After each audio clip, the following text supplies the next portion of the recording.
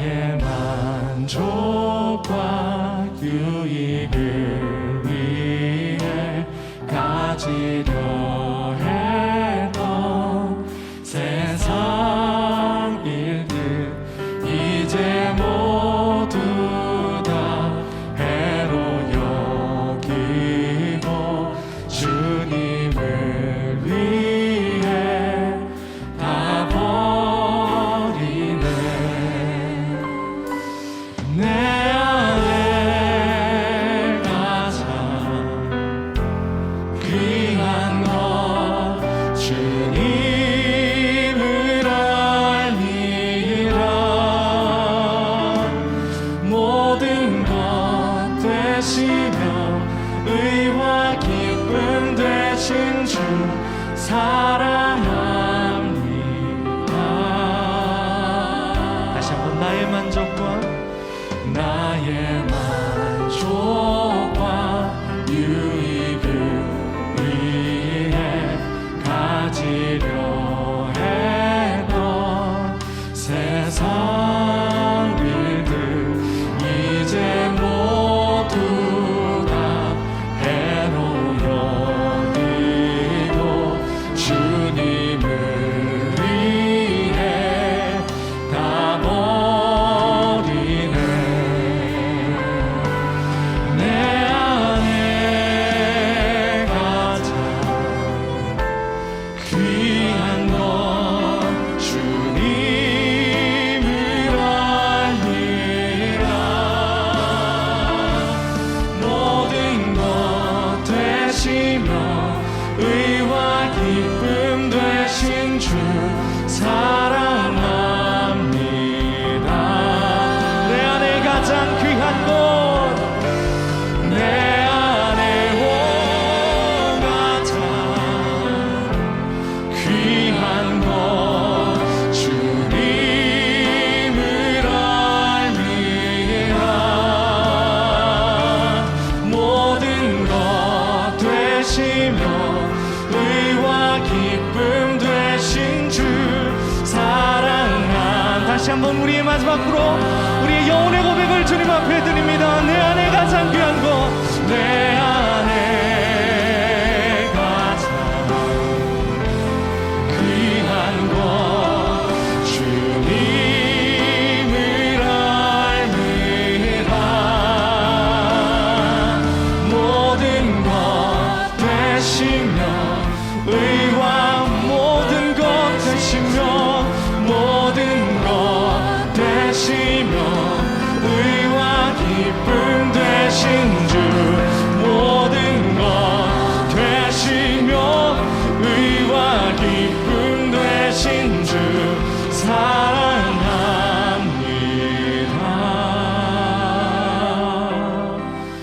나의 주.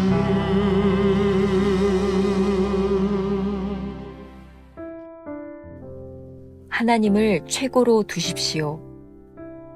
그런즉 사랑하는 자들아, 이 약속을 가진 우리는 하나님을 두려워하는 가운데서 거룩함을 온전히 이루어. 고린도후서 7장 1절.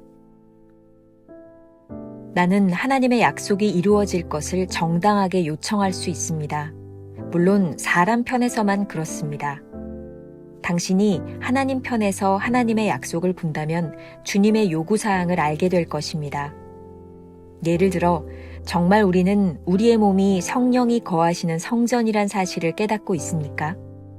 그렇다면 우리의 몸으로 하나님의 빛을 분명히 드러내는 습관을 가지고 있습니까? 성화란 하나님의 아들이 우리 안에 형성되는 것입니다. 나의 할 일은 주님을 향한 순종을 통해 자연적인 삶을 영적인 삶으로 변화시키는 것입니다. 하나님께서는 우리의 사소한 일까지도 간섭하시며 교훈하십니다. 주님께서 우리에게 양심의 가책을 주실 때는 혈육과 의논하지 말고 당장 자신을 정결케 하십시오. 매일의 삶 속에서 자신을 깨끗게 하십시오. 나의 육신과 영혼이 모두 하나님의 속성과 완전한 조화를 이룰 때까지 영과 육의 온갖 더러운 것으로부터 자신을 깨끗게 해야 합니다. 내 영과 마음은 내 안에 계신 하나님의 아들의 생명과 온전히 일치하고 있습니까? 아니면 나의 지식을 내세워 불순종합니까? 자신의 권리를 주장하지 않던 그리스도의 마음을 나도 내 마음속에 형성하고 있습니까? 또한 예수님께서 끊임없이 자신의 영을 하나님 아버지께 드리신 것처럼 우리도 깨어있는 마음을 유지하고 있습니까? 우리는 자신의 영을 주의 성령과 온전히 일치시킬 책임이 있습니다. 그러면 점차적으로 주님께서는 우리의 삶을 그분의 삶의 수준으로 끌어올리실 것입니다. 그 삶은 다른 어떤 것에도 전혀 마음을 주지 않고 오직 하나님의 뜻에 온전히 드려진 삶입니다. 우리는 하나님을 경외하는 가운데 이러한 거룩을 완성시키고 있습니까? 하나님께서 우리를 통해 주의 길을 내셔서 다른 사람들이 우리의 삶을 통해 점점 더 하나님을 보기 시작합니까? 오직 하나님과의 관계를 가장 심각하게 생각하고 나머지 것들은 사소하게 여기기 바랍니다. 정말로 하나님을 최고로 두십시오. 김병삼 목사의 매일 만나 365, 오늘은 3월 18일 하나님을 최고로 두십시오, 이런 제목으로 말씀을 나누어 보겠습니다. 오늘은 한 가지 주제를 다루어 보겠습니다. 성화를 이루는 과정. 오늘 묵상의 첫 문장, 챔버스의 글을 이해하는 것이 쉽지 않습니다. 제가 먼저 읽어드리면서 시작합니다. 나는 하나님의 약속이 이루어질 것을 정당하게 요청할 수 있습니다. 물론 사람 편에서만 그렇습니다. 당신이 하나님 편에서 하나님의 약속을 본다면 주님의 요구사항을 알게 될 것입니다. 제가 이해하는 한도 내에서 오늘 이 묵상글을 나누어 보겠습니다. 하나님을 믿는 우리는 모두 우리의 마음에 소원을 가지고 있습니다. 그리고 우리는 이것을 하나님께 우리에게 약속해 주신 것이라고 말을 하기도 합니다. 그런데 이런 말들이 인간 편에서는 맞는 것 같지만 하나님 편에서 보면 완전히 달라질 수 있습니다. 어떤 것이 하나님의 약속일까요? 온전히 하나님의 관점에서 보기 시작할 때 그것이 하나님께서 우리에게 요구하시는 것들입니다. 하나님께서 요구하시는 것들이 이루어질 때 하나님의 약속이 이루어지는 것입니다. 여기서도 우리가 가지고 있는 신앙의 오류가 드러나죠. 우리가 원하는 것을 하나님께 요구하면서 하나님께서 나에게 이렇게 약속하셨어 라고 주장하는 것들 말입니다. 이것이 신앙의 오류라는 것을 기억하십시오. 이제 우리들에게 아주 중요한 관점의 전환이 필요합니다. 하나님의 약속은 진정 하나님이 원하시는 것을 우리가 아는 것입니다. 다시 한번 강조합니다. 하나님의 약속은 진정 하나님이 원하시는 것을 우리가 아는 것입니다. 오늘 본문 고린도후서 7장 1절에서 사도 바울은 하나님을 두려워하는 가운데서 거룩함을 온전히 이루는 것, 이것이 하나님의 약속을 이루는 것이라고 말하고 있습니다. 우리 자신이 부름받은 자로서 하나님의 거룩한 성전임을 안다면 우리의 몸을 통해서 하나님의 거룩한 빛을 나타내는 삶을 살아갈 때 하나님의 약속을 이루는 삶이 됩니다. 바로 이런 것을 가리켜 챔버스는 오늘 묵상글을 통해서 성화라고 말을 합니다. 조금 더 제가 부연해서 설명한다면 우리의 자연적 본성, natural life라고 표현하고 있고요. 영적인 삶, spiritual life라고 하는데 우리의 자연적인 본성을 영적인 삶으로 바꾸어 나가는 것이 성화라는 거예요. 이러한 변화는 오로지 순종을 통해서만 가능한 것입니다. 우리가 순종하기로 마음먹으면 하나님께서는 친히 간섭하셔서 우리를 가르치시고 사소한 일 한가운데서도 인도하시는 분이십니다. 그렇게 하나님의 간섭이 우리에게서 일어날 때는 혈과 육에 자신을 내어주는 것이 아니라 자신을 정결케 함으로 매일 주님과 동행하도록 해야 되는 것입니다. 자신의 소원을 말하는 것 같지만 실상 하나님이 원하시는 일들이 우리들 속에서 일어나는 것, 이것이 성화입니다. 다시 한번 제가 강조할게요. 우리의 소원을 말하는 것 같지만 실상 하나님이 원하시는 일들이 우리들 속에서 일어나는 것, 이것이 성화입니다. 그러므로 성화되는 것은 오로지 하나님을 따라가는 사람들의 영적 의지를 가지고 하나님을 신뢰하는 것이죠. 챔버스의 말입니다. 나의 할 일은 주님을 향한 순종을 통해 자연적인 삶을 영적인 삶으로 변화시키는 것입니다. 이렇게 적용해 보면 어떨까요?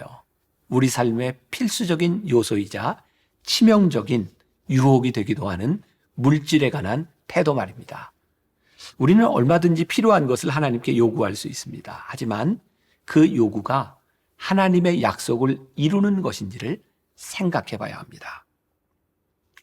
챔버스의 전기를 보면서 저 자신이 처음 목회를 나갔을 때가 생각이 났습니다. 처음 시골로 전도사 시절 목회를 나가던 때 돌아가신 저희 아버님이 저에게 하셨던 말씀이죠. 제가 우리 교인들과 자주 나누는 말입니다. 목회자는 모래바닥에 코를 쳐박고 죽어도 교인들에게 돈 없다는 이야기 하는 거 아니야. 그거 목회자의 자존심이다. 그래서 시골에서 목회할 때도 미국에서 유학하던 시절 사람들에게 돈 없다는 이야기를 한 번도 해보지 못했습니다. 어렵지 않아서가 아니라 늘 그 말이 맴돌았기 때문이죠. 제가 유학을 마치고 한국에 돌아왔을 때 같이 공부하던 목사님 중에 한 분이 저에게 이런 이야기를 했던 기억이 납니다. 김 목사님은 유학생활 동안 한 번도 어렵다는 이야기를 하지 않아서 늘 풍족한 삶을 사는 줄 알았어요. 그런데 지나놓고 생각해 보니 저는 참 풍족한 삶을 살았던 것 같습니다.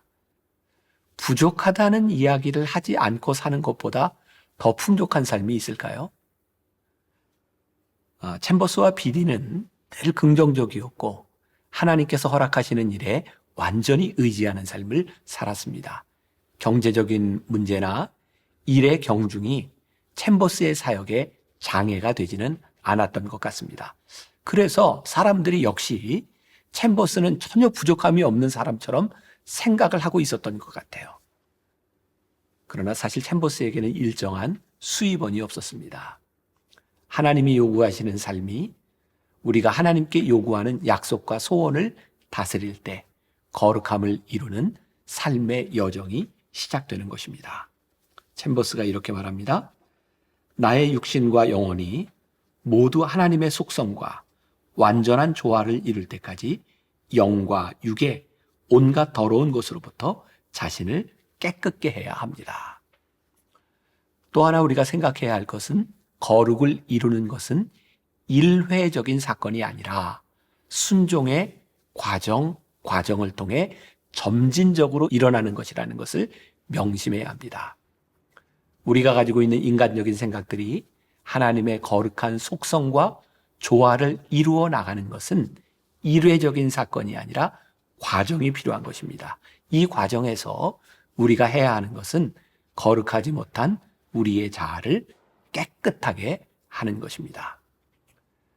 그러면 우리를 깨끗하게 하는 이 과정에서 가장 필요한 것은 무엇일까요? 이 세상에서 당신의 권리를 주장하지 않으셨던 그리스도의 마음이 우리 속에도 있는지 점검하는 것입니다. 이 챔버스의 묵상글을 읽다 보면 자주 나타나는 표현들이 있죠. 그 중에 하나가 점검입니다. 챔버스가 자기를 점검하는데 참 많은 노력을 했구나 라는 것을 깨닫게 되는 부분이죠. 공생애를 지내시는 동안 예수님의 가장 간절한 기도는 아버지의 뜻을 따라 자신을 드리는 것이었습니다. 마찬가지로 우리의 삶의 최고 관심을 하나님과의 관계에 두는 것입니다. 점검하십시오. 하나님의 관계를. 하나님과의 관계가 우리의 삶에서 최고로 중요한 것이 될 때 나머지 사소한 것들을 우리는 버릴 수 있을 것입니다. 답은 하나님을 정말로 우리 인생의 최고의 위치에 놓는 것입니다. 챔버스에 가지고 있었던 신앙의 정수는 하나님을 하나님으로 온전히 인정하는 것이었습니다. 오스왈드 챔버스의 창세기라고 하는 책에 이런 표현이 있습니다. 영적인 삶에서는 좋은 자리에서 더 나은 자리로 나아가고 더 나은 자리에서 최선의 자리로 나아가는 것이 아니다. 영적인 삶에서 우리가 나아가야 하는 대상은 오직 한 분이시다. 그분은 바로 최선이신 하나님 자신이시다. 우리가 기억해야 될 한 줄 노트. 오직 순종만이 우리가 하나님을 우리 인생의 최고의 위치에 두었다는 것을 명백히 증명합니다. 이런 질문으로 하루를 지나볼까요?